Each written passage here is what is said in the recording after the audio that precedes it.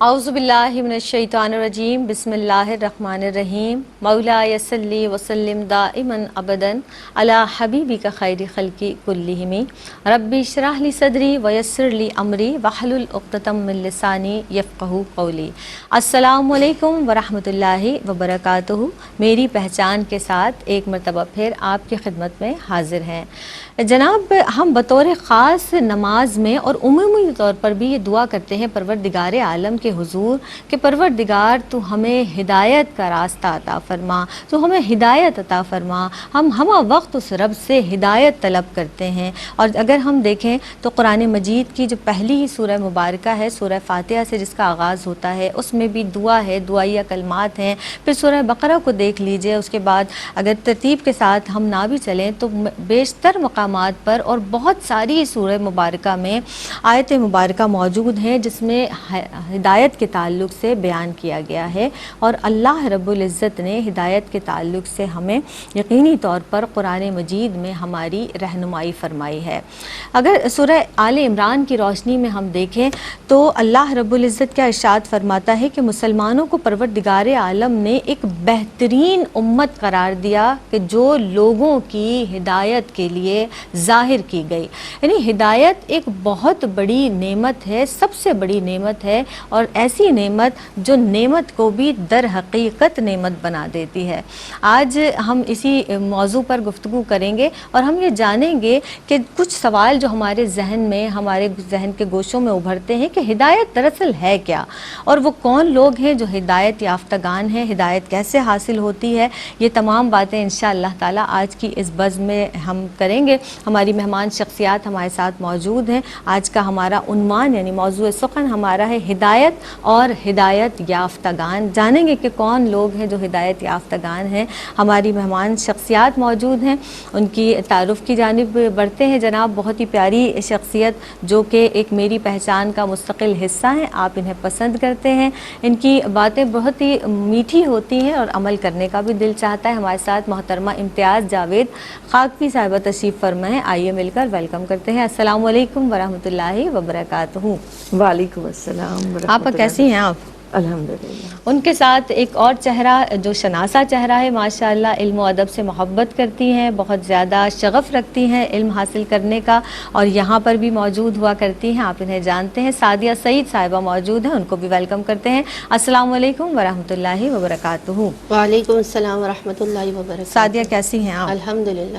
آپ ہدایت اور ہدایت یافتگان، بہت خوبصورت عنوان آج کا، اس پر یقینی طور پر آپ کی جانب سے بہت بہترین گفتگو ہمیں سننے کو ملے گی۔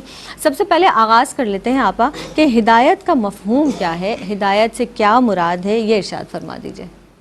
شکریہ زینب۔ اسی دعا سے شروع کروں گی کہ اللہ رب العزت ہمیں ہدایت یافتگان میں شامل فرمائے اور اللہم آمین۔ حق بات کرنے کی توفیق عطا فرمائے۔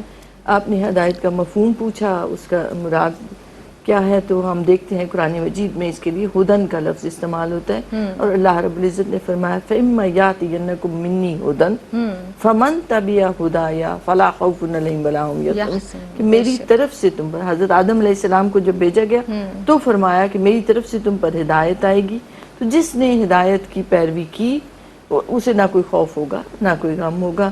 اسی طرح جس کا آپ نے بھی حوالہ دیا کہ جب ہم اللہ کی بارگاہ میں یہ کہتے ہیں کہ اے اللہ ہم تیری ہی عبادت کرتے ہیں، تجھی سے مدد چاہتے ہیں، تو اب عبادت بھی کر رہے ہیں، حالت نماز میں بھی ہیں، ایمان والے بھی ہیں، نمازی بھی ہیں، پھر بھی ہم کہہ رہے ہیں اہدنا الصراط المستقیم، کہ اے اللہ ہمیں سیدھا راستہ عطا فرما۔ تو لفظ ہدایت کا یہ قرآن مجید سے مذکور ہے، مل رہا ہے۔ اب دیکھیں تو اہدنا الصراط المستقیم میں ہم نے تین چیزیں اللہ سے مانگی کہ اے اللہ ہمیں، ظاہری معنی تو یہی کہ ہمیں سیدھا راستہ عطا فرما، ہمیں ہدایت عطا فرما، مگر اس کے اندر جو چھپے ہوئے معنی ہیں، اہدنا سے مراد کہ ہمیں، ہمارا نسب العین، ہمیں کیوں بنایا ہے مولا؟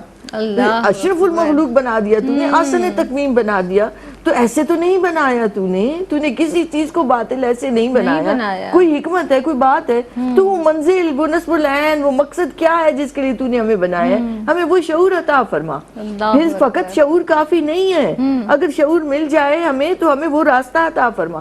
دنا سے وہ شعور، وہ منزل کا پتہ مانگا کہ اگر ہمیں اپنے لیے بنایا ہے تو بتا، ہمیں سمجھا، ہمیں پتہ چل جائے کہ ہم نے تیرے لیے دنیا میں وقت گزارنا ہے، تیرے لیے پھر اب یہ شعور آ گیا دماغ میں، فکر میں، سوچ میں آ گیا، تو اب الصراط، اب وہ راستہ بھی عطا فرما جس پر چلے، المستقیم، پھر ہم پہنچ بھی جائیں منزل تک، راستے میں بھی بھٹک نہ جائیں۔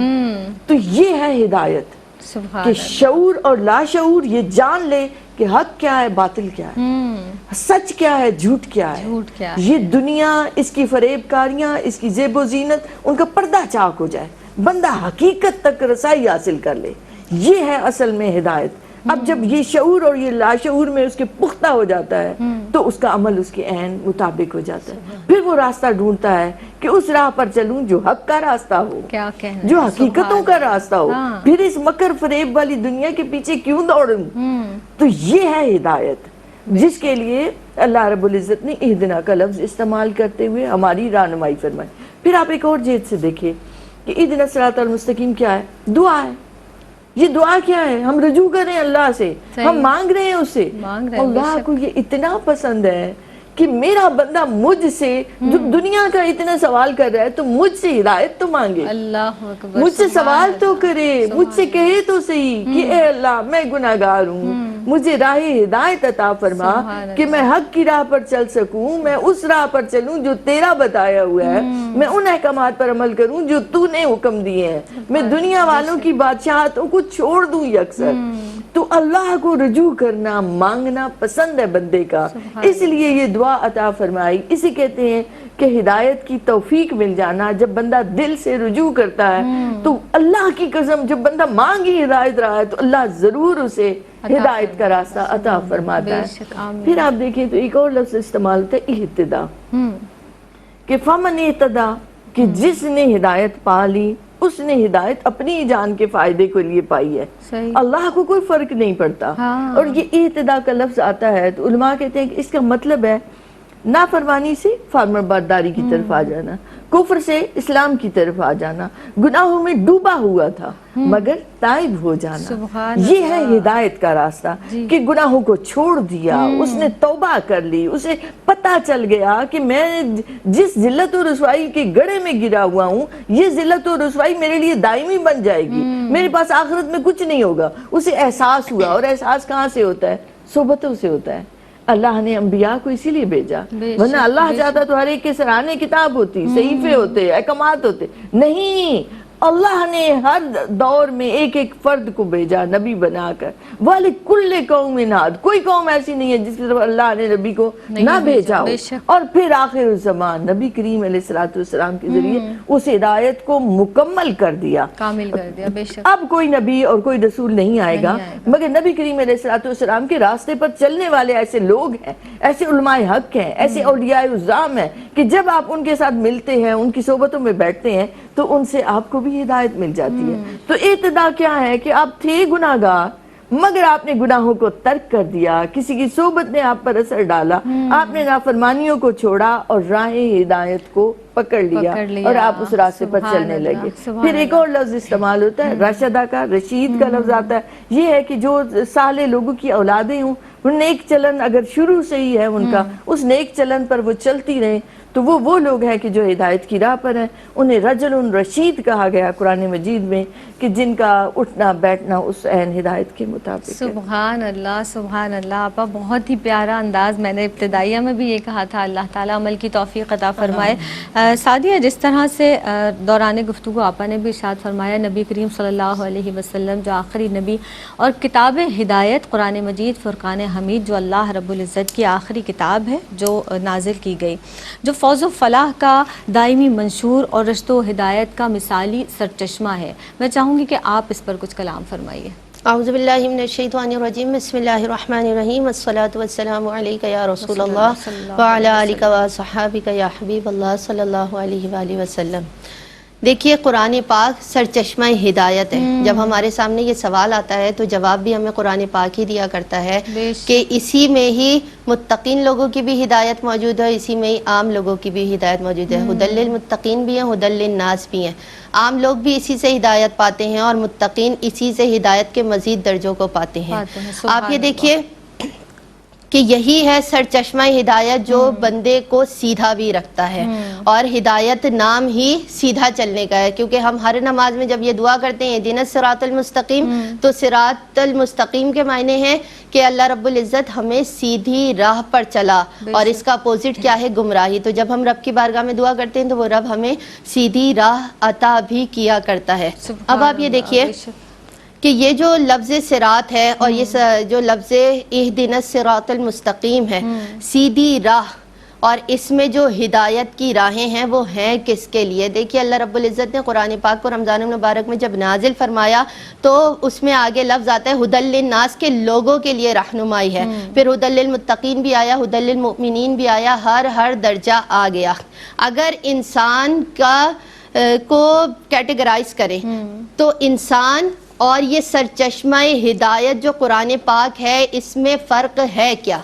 انسان کے جو علم حاصل کرنے کے مختلف ذرائع ہیں، جب انسان وہ علم حاصل کرتا ہے تو انسان سے انسان تک ہی وہ علم رہتا ہے، وہ اس سے حاصل کرتا ہے، کیونکہ انسان ایک محدود شخصیت ہے، اس کا علم بھی محدود ہے، وہ لامحدود نہیں ہے۔ لیکن قرآن پاک ایک ایسی ہدایت والی کتاب ہے جو لامحدود ہے کہ ہر طرح سے علم کی راہیں اس سے نکلتی ہیں۔ اگر ہم کسی انسان سے کوئی علم حاصل کرتے ہیں تو جتنا اسے پتہ ہے اور جتنی اس کی ذات ہے وہ علم وہیں تک ہی رک جائے گا، لیکن جب قرآن پاک سے ہدایت طلب کریں گے تو یہ سیدھی راہ ضرور دکھائے گا۔ اسی لیے تو اسے سرچشمہ حیات کہا گیا، سرچشمہ کامل کہا گیا، سرچشمہ کامرانی کہا گیا۔ کیوں؟ کیونکہ قرآن پاک ہی ایسی چیز ہے۔ آقا علیہ الصلوۃ والسلام ایک مرتبہ صحابہ کرام کے درمیان تشریف فرماتے، آپ صلی اللہ علیہ وآلہ وسلم نے فرمایا، حدیث پاک کا مفہوم ہے کہ دیکھو میں یہ پوچھتا ہوں کہ میں اللہ رب العزت کے سوا کوئی عبادت کے لائق نہیں، اور میں محمد صلی اللہ علیہ وآلہ وسلم اللہ کا رسول ہوں، کیا اس پر ایمان لاتے ہو، گواہی دیتے ہو؟ تمام صحابہ کرام نے فرمایا نعم، ہم آقا علیہ الصلوۃ والسلام گواہی دیتے ہیں۔ پھر آقا علیہ الصلوۃ والسلام نے فرمایا کہ تو پھر اللہ رب العزت نے جو کتاب نازل کی ہے وہ رب کی ایک ایسی رسی ہے جس کا ایک سرا اس کے ہاتھ میں، ایک سرا تمہارے پاس ہے، تو جب تم اسے مضبوطی سے تھام لو گے تو اس رب نے اس کتاب کی حفاظت کا وعدہ کیا ہوا ہے، تو اس میں ایک نقطے کی بھی تبدیلی نہیں آ سکتی، تو پھر تم بھی کاملیت کے درجے پر یوں پہنچ جاؤ گے کہ دیکھیے عام مثال اگر میں دوں کہ اگر گھر کی لائٹ کا کنیکشن پاور ہاؤس سے فل کنیکٹ ہو، لیکن گھر کے تاروں میں ہی کوئی مسئلہ آ جائے، وہ لائٹ پورے پاور سے نہیں جل رہی ہو، سب پاور نہیں جا رہی، تو ابھی اس کی روشنی کامل نہیں ہے، مکمل نہیں ہے، کیونکہ وہ جلنے نہیں پا رہی، وہ اپنی روشنی پھیلانے نہیں پا رہی۔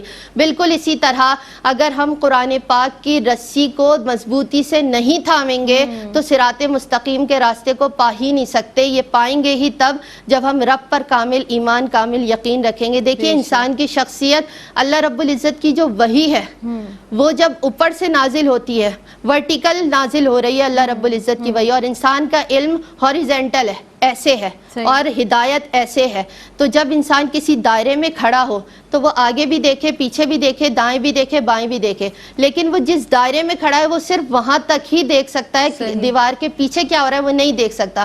لیکن جب رب کی ہدایت وحی کے طور پر اوپر سے نازل ہوتی ہے تو آپ کے ماضی، حال، مستقبل، دیوار کے پیچھے، آگے، آپ کے دائیں بائیں جو کچھ چل رہا ہے ہر چیز کو واضح کر کے بیان کر دیتی ہے اور بتا دیتی ہے کہ اصل ہدایت کا سرچشمہ یہی کتاب آخر ہے کہ جو تمام کتابوں کو مکمل کرتی ہے۔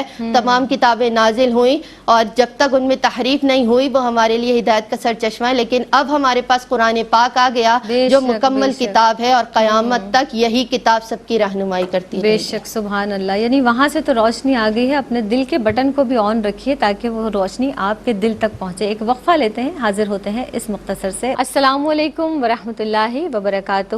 پروگرام میری پہچان میں ایک مرتبہ پھر آپ سب کا خیر مقدم ہے۔ جناب آج کا بہت ہی خوبصورت عنوان ہدایت اور ہدایت یافتگان، اس عنوان کے تحت سحر حاصل گفتگو فرما رہی ہیں ہمارے آج کے پینل میں جو شخصیات موجود ہیں، اور وہ کون موجود ہیں جناب آپ جانتے ہیں، امتیاز جاوید خاکوی صاحبہ اور سعدیہ سعید صاحبہ۔ امتیاز اپا آپ کی جانب تیزی سے میں بڑھوں گی کیونکہ بہت ہی پیارا موضوع ہے۔ قرآن کریم کا آپا کیا انداز ہدایت ہے، کیا فرمائیں گے آپ اس تعلق سے؟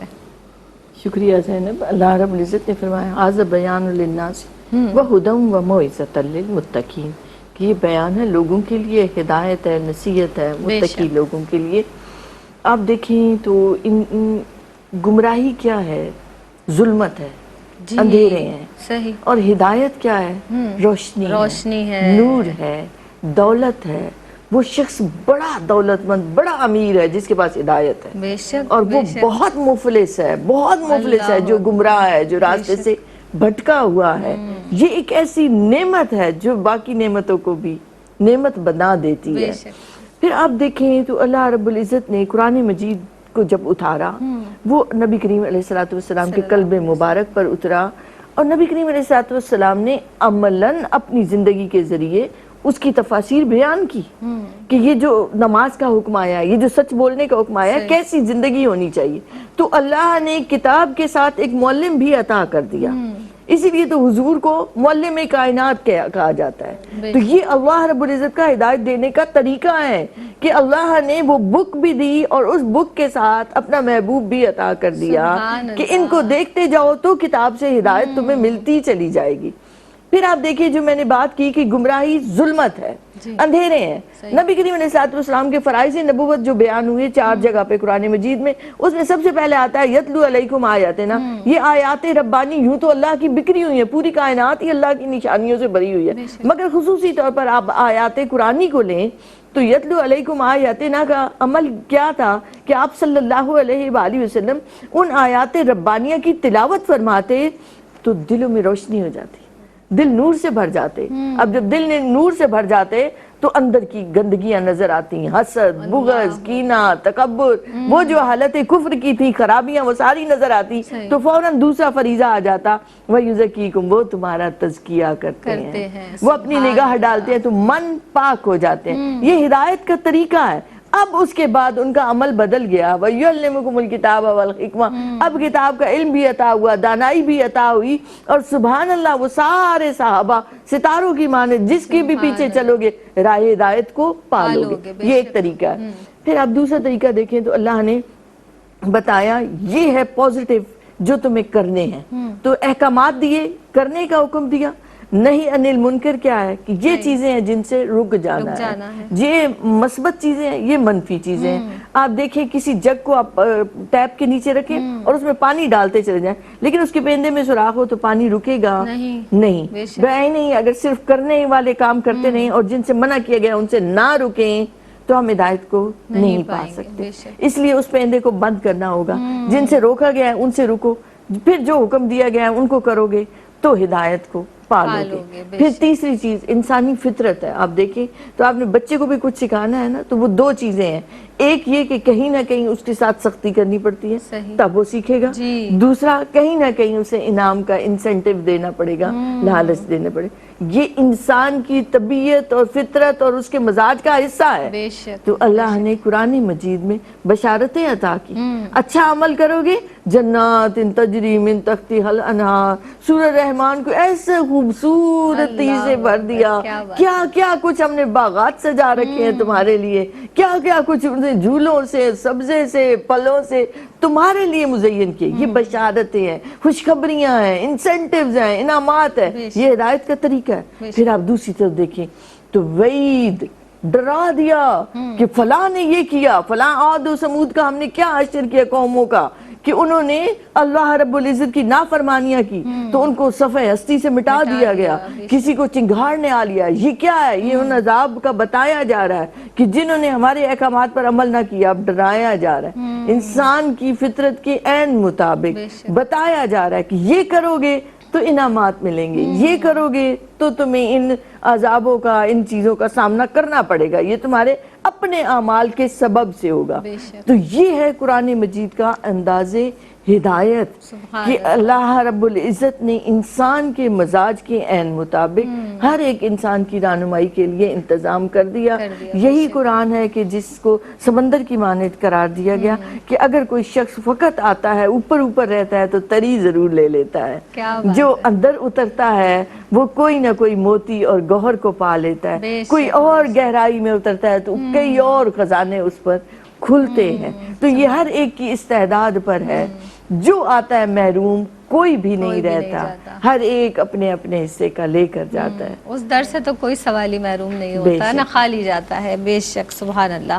اور جس طرح سے آپ نے ارشاد فرمایا نا کہ انعامات ہیں، اجر و ثواب کا بھی ذکر کیا گیا، سعدیہ جس طرح سے قرآن میں ہدایت یافتہ لوگوں کا ذکر کیا گیا، انہی کو تو اجر و ثواب ملے گا نا، کیا فرمائیں گے اس تعلق سے؟ اس پر کچھ کلام کیجیے گا۔ بسم اللہ الرحمن الرحیم۔ ابتدا میں اسی آیت سے سورہ فاتحہ کی کروں گی کہ اہدنا الصراط المستقیم، لیکن ہم یہاں ایک فہرست بیان کرتے ہیں کہ اصل میں انعام یافتگان لوگ ہیں کون سے، پھر ہم ڈیٹیل میں بھی بات کریں گے کہ بیسیکلی وہ انعام یافتگان بنے کیسے۔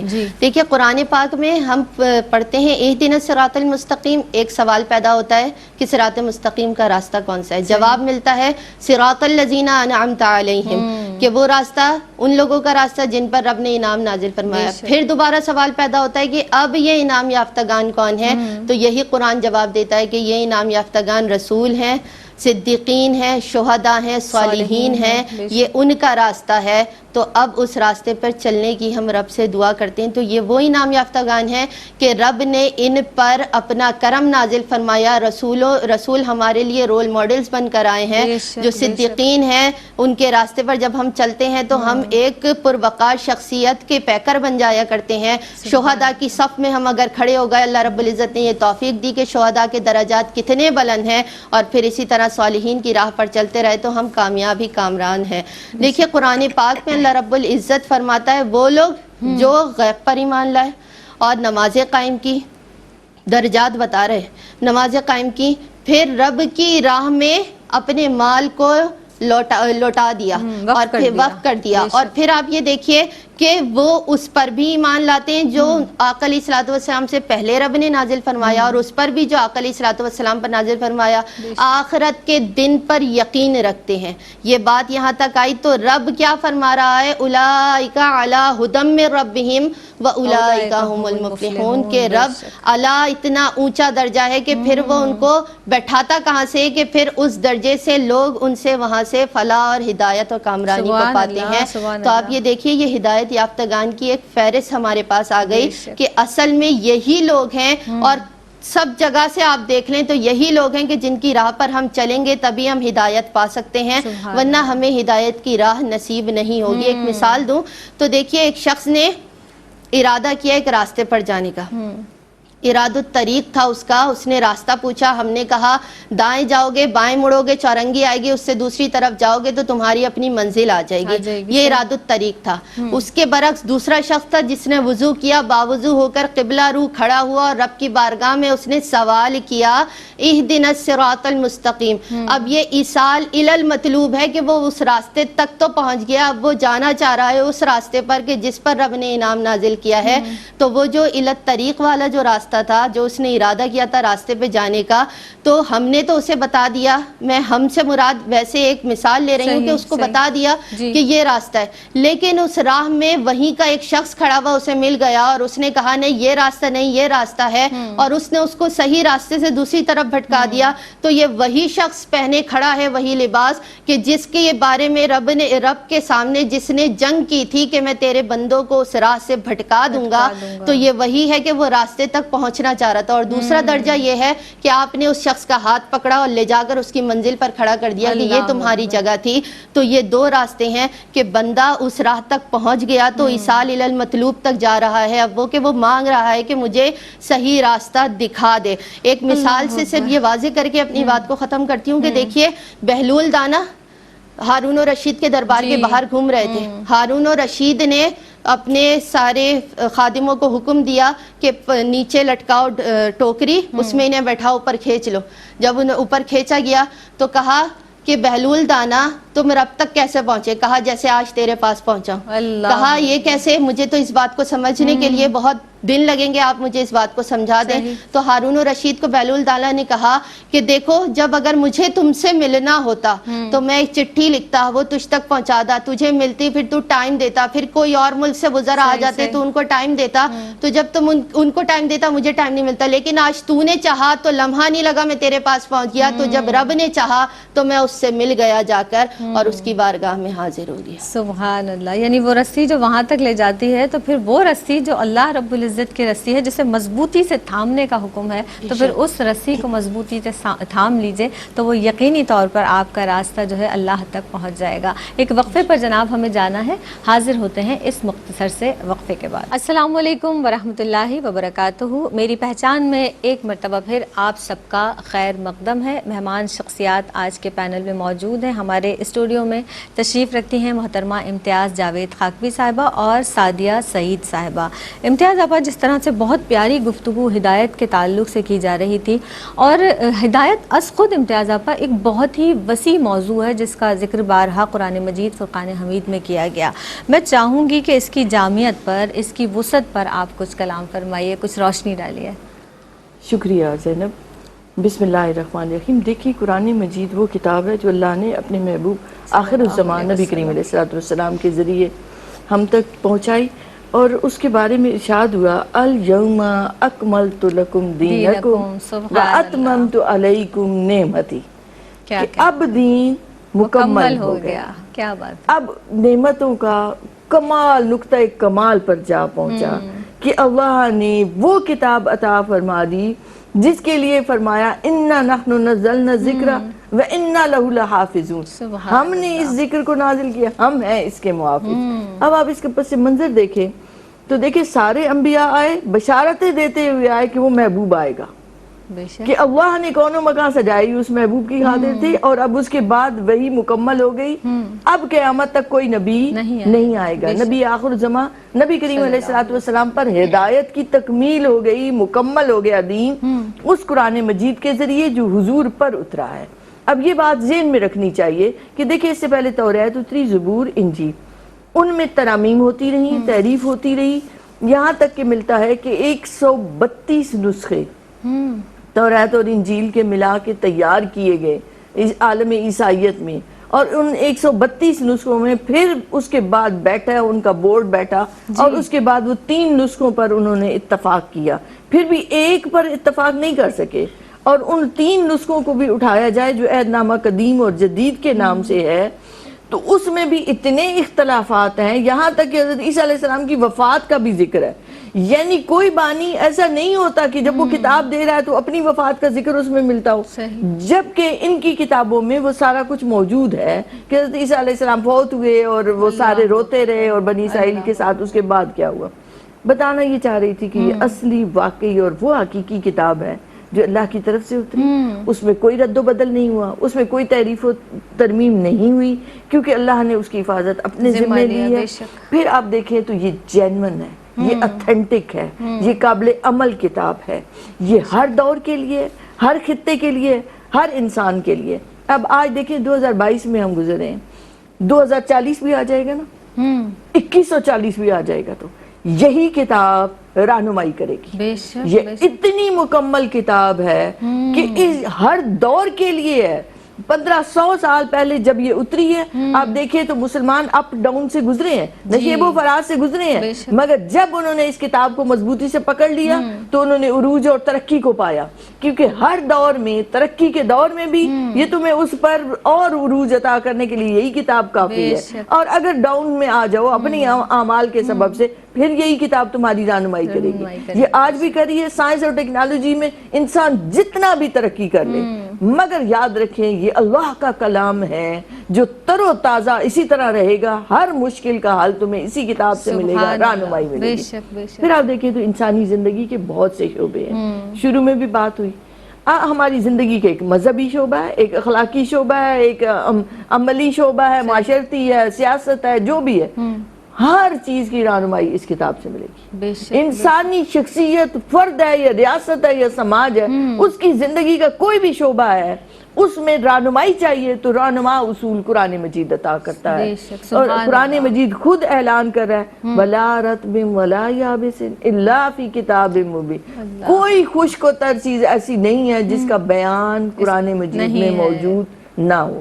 پھر دیکھیں وسعت و جامعیت کا پتہ تب چلتا ہے کہ کیا کتاب صرف تھیوری ہے، کیا کتاب صرف نظریاتی ہدایت دے رہی ہے، نہیں، ایسا نہیں ہے. یہ قرآن عمل کی کتاب ہے. سبحان یہ اللہ، قرآن بے شک. اس کو پکڑ لو، اسے اپنی زندگیوں کو اپنے اس سانچے میں ڈالو گے تو رہنمائی کو پاؤ گے. سبحان اس لیے اس کتاب کو پریکٹیکیبل بک کہتے ہیں کہ ایسی کتاب جس سے پڑھو گے تو تمہاری زندگیوں میں تبدیلی آئے، تمہارا عمل بدلے، تمہارا اٹھنا بیٹھنا بدلے. تو اس پریکٹیکیبل ہونا کہ کیا یہ صرف آج کے دور میں قابل عمل ہے؟ نہیں، یہ آج سے 100 سال بعد بھی اتنی قابل عمل رہے گی، اتنی نتیجہ خیز رہے گی. اس میں جو خوشخبریاں بتائی گئیں، جو نتیجے بتائے گئے، بعین ہی اس سے تم فائدہ اٹھا سکتے ہو. یہ اس قرآن کا اعجاز ہے. یہ نبی کریم علیہ السلام کی صداقت کا ثبوت ہے، یہ دلیل ہے، یہ قرآن کا اعجاز ہے کہ اس سے جو چاہتا ہے رہنمائی لیتا ہے. اگر ڈاکٹرز رجوع کریں گے، ڈاکٹروں کو طب میں رہنمائی ملے گی. انجینئرز رجوع کریں گے، انہیں اپنی فیلڈ کی رہنمائی ملے گی. کوئی شپس میں نیوی کے تعلق سے رکھتا ہے، وہ رہنمائی لینا چاہیں گے، ان کو ملے گی. کوئی ٹیچر رہنمائی لینا چاہے گا، اس کو ملے گی. کوئی جاہل پڑھتا ہے وہ بھی رہنمائی پاتا ہے. کوئی عالم پڑھتا ہے وہ اپنے نکات اپنے اجتہاد کے نکال لیتا ہے. یعنی ہر فرد وہ جس بھی سطح پر ہے، مرد ہے یا عورت ہے، وہ جس طرح سے چاہے اس سے رہنمائی پا لے. قیامت تک کے لیے اور کوئی کتاب نہیں آئے گی. اب آپ دیکھیں تو اتنے لوگوں نے زور لگایا اس میں، ایک لفظ اور ایک حرف تو کیا زبر زیر کا بھی فرق نہیں آیا. کروڑوں نسخے اٹھا کے دیکھ لو، 1400 سال 1500 سال پہلے کے اٹھاؤ یا آج کے اٹھاؤ، وہی قرآن ہے، وہی صورتیں ہیں، وہی ترتیب ہے، وہی الفاظ ہے، اور یہ قیامت تک اسی طرح رہیں گے. سبحان اللہ. اس قدر وسعت جیسا کہ آپ بھی ارشاد فرما رہی ہیں. اور ہم ایک عام سے انسان ہو کر جب اس کلام ربانی کو، کلام ہدایت کو، کلام پاک کو ہم پڑھتے ہیں تو آپ یقین جانیں، آپ نے بھی یہ تجربہ کیا ہوگا کہ جب جب ہم پڑھتے ہیں ایک نئی راہ کھلتی ہے، ایک نئے معنی نظر آتے ہیں، ایک نئی جہت ہمارے ذہن میں آتی ہے، اور اس کو پھر ہم سوچتے ہیں، سوچ و بچار کرتے ہیں، تفکر کرتے ہیں، تدبر کرتے ہیں، سوچ میں پڑ جاتے ہیں کہ یہ لفظ تو ہم نے پہلے بھی پڑھا تھا لیکن ایسا معنی تو ہمارے ذہن میں نہیں آیا. اللہ اکبر. سعدیہ آپ یہاں موجود ہیں، ارشاد فرما دیجئے کہ قرآنی ہدایت کے جو فوائد ہیں، اس کے اثرات ہیں، میں چاہوں گی اس تعلق سے آپ فرما دیجئے ہماری بہنوں کو. بسم اللہ الرحمن الرحیم. دیکھیے، انسان جب کسی عمل کی طرف بڑھتا ہے تو وہ اس کے فوائد کو ضرور تلاش کرتا ہے کہ اس کا آخر فائدہ کیا ہے، جس کا یہ کام کرنے کے لیے ہمیں بارہا حکم دیا جا رہا ہے. تو یقیناً کوئی نہ کوئی ایسا فائدہ ضرور ہوگا کہ جس کی وجہ سے ہمیں اس کام کا حکم دیا جا رہا ہے. اگر انسان کو دیکھا جائے تو اللہ رب العزت نے یہ دنیا انسان کے لیے بنائی ہے، اسے مسخر کیا ہے. انسان اس میں کامیابیاں پا کر اپنے آپ کو شہنشاہ اور بادشاہ مانتا ہے، لیکن پھر اسے پھسلایا جاتا ہے اور بتایا جاتا ہے کہ اس سے اوپر بھی ایک طاقت ہے جو سب کچھ کر سکتی ہے. جب تم اس سے جو مانگو گے وہ عطا بھی کرے گا، اور اس کی نافرمانی کرو گے تو وہ کھینچ بھی لے گا. تو بات ساری یہ ہے کہ ہدایت پر عمل کرتے ہوئے اس کے فوائد آخر ہیں کیا. اگر ہم ان کو دو حصوں میں کر لیں کہ دنیاوی فوائد کیا ہیں اور اخروی فوائد کیا ہیں، تو دیکھیے جب انسان ہدایت کی راہ پر گامزن ہو جاتا ہے، رب کی راہ پر آ جاتا ہے، اس کے حبیب کے بتائے ہوئے راستے پر چلنے لگتا ہے، تو انسان کے اندر ایک ٹھہراؤ، ایک وہ منظم ہو جاتا ہے، اس کے اندر ایک تبدیلی آتی ہے جو رب کی عطا ہوتی ہے اس کے اندر.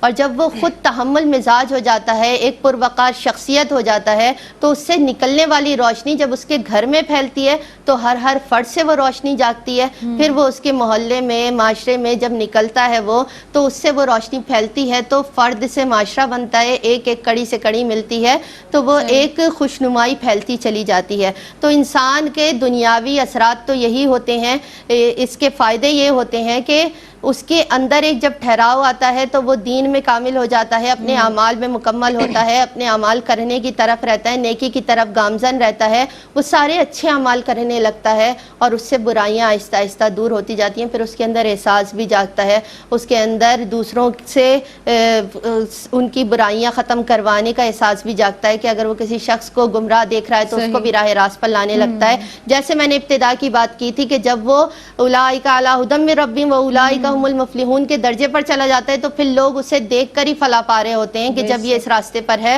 تو اس کا عمل ہی لوگوں کے لیے کافی ہوتا ہے کہ جب وہ عمل کرتا ہے تو اس کو دیکھ کر دوسرے عمل کیا کرتے ہیں. تو یہ تو ایک دنیا میں رہتے ہوئے کام کرنے کا فائدہ ہے. اور آپ پھر یہ دیکھیے کہ قرآن پاک کو ویسے بھی اوورآل دیکھا جائے تو جب جب قرآن پاک کو اٹھا کر دیکھیں تو ایک نئی روشنی اس سے اٹھ کر آتی ہے، آپ کو پتہ چلتا ہے. اور پھر آقا علیہ الصلوۃ والسلام نے جب یہ فرمایا کہ میں یہ نہیں کہتا کہ الف لام میم ایک حرف ہے، بلکہ الف ایک حرف ہے، لام ایک حرف ہے، میم ایک حرف ہے.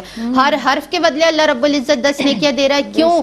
رب بتا رہا ہے بندے کو کہ تم میری راہ کی طرف ذرا سا ہلکا سا بڑھ کر دیکھو، میں تم پہ کیا کیا نعمتیں نازل کرتا ہوں. تو یہ ہدایت ملتی ہے تبھی یہ نعمتیں نازل ہوتی ہیں کہ انسان قرآن پاک کو پڑھنے کی طرف آتا ہے. اہدنا الصراط المستقیم قرآن پاک میں فرمایا، وہاں سوال ہے تو پورا قرآن اس کا جواب ہے کہ بتایا جا رہا ہے کہ ہدایت مل رہی ہے. اور اخروی ہدایتیں جو ہوتی ہیں وہ یہ کہ قبر میں آپ کے سوالات آسان ہوتے ہیں. جب فرشتے آتے ہیں پوچھتے ہیں آپ کو، ہر سوال کا جواب معلوم ہوتا ہے. رب کی بارگاہ میں جب آپ کا نامہ اعمال کھلتا ہے تو آپ سرخرو رب کی بارگاہ میں کھڑے ہوتے ہیں، کیونکہ آپ نے رب کے بتائے ہوئے راستے پر ساری زندگی گزار دی ہوتی ہے. پچھلی جتنی غلطیاں کی آپ نے ان پہ توبہ کر لی ہوتی ہے. حساب کتاب میں آسانی ہوتی ہے. پھر فرشتے آپ کو جنت کا راستہ دکھاتے ہیں کہ جس میں نہریں بھی بہہ رہی ہیں. آب کوثر آپ کے پاس ہوتا ہے، آپ آب کوثر کے قریب ہوتے ہیں. آقا علیہ الصلوۃ والسلام کے دست مبارک سے آپ تناول کریں گے. وہ یہ درجات ہیں کہ جب بندہ ہدایت کی راہ میں دنیا میں دامن کو تھام لے تو کل اس کے لیے قیامت کے دن راہیں آسان ہوں گی. سبحان اللہ، سبحان اللہ. اتنی خوبصورت گفتگو اور اتنا بہترین انداز. اللہ رب العزت ہمیں اس کتاب ہدایت پر، کتاب مبین پر عمل پیرا ہونے کی توفیق عطا فرمائے. اب کوئی میسج اس تعلق سے آپ دینا چاہیں جو بہنیں ہماری دیکھ رہی ہیں، فرمائیے. جیسے ایک بڑی مشہور سی بات ہے زینب کہ آپ نے بات کرنی ہے اللہ سے، اس خالق و مالک سے، تو آؤ نماز کی نیت کر لیں. اور اگر چاہتے ہو کہ اس کا جواب سنو تو قرآن مجید کو کھول لو. بے شک. تو قرآن مجید ہر ایک کے لیے وہ صحیفہ ہدایت ہے، اور آپ کو جتنے مسائل ہیں ان کا حل خود بخود ملتا چلا جاتا ہے جب آپ رجوع کرتے ہیں. ایک داخلی ہدایت ہے. داخلی ہدایت یہ کہ آپ کا اندر کا شعور آپ کو بتاتا ہے فَالْهَمَا فُجُورَهَا وَتَقْوَىٰ، دونوں چیزیں آپ کے اندر ہیں. اور نبی کریم علیہ الصلوۃ نے فرما دیا کہ گناہ وہی ہے مَا حَاقَ فِي صَدْرِكَ، جو تیرے دل میں کھٹکے تو اس سے رک جاؤ، نیکی کی راہ پر چلو. جی سعدیہ. بس میں یہی کہنا چاہوں گی کہ دیکھیے ہدایت اور اللہ کی محبت دو ایسی چیزیں کہ جب تک بندہ مانگتا نہیں ہے رب عطا نہیں کرتا. تو اس رب سے مانگیے، رب عطا ضرور کرے. سبحان اللہ، سبحان اللہ. دونوں مہمان شخصیات کی آمد کا بہت بہت شکریہ. اور بس اللہ رب العزت کس طرح اپنے بندے کو پکار رہا ہے کہ اے میرے بندے، اگر تم نے پہاڑ کے برابر بھی گناہ کر لیے تو بس میری طرف لوٹ آؤ، میری طرف آ جاؤ، پلٹ کر کسی طرح اس رب کی جانب آ جائیں. وہ فرما رہا ہے کہ میں تمہیں معاف کر دوں گا. تو پروردگار عالم کے حضور معافی طلب کر لیجئے اور اس سے ہدایت طلب کیجئے. پروردگار عالم سے ہدایت مانگیں گے. وہ تو اپنے جس طرح سے بندے کے انتظار میں ہے، جب وہ کہہ رہا ہے میرے بندے میری طرف پلٹ آؤ، تو بس پلٹ جائیے اس رب کی طرف. اللہ رب العزت ہمیں عمل کی توفیق عطا فرمائے. اجازت دیجئے، فی امان اللہ.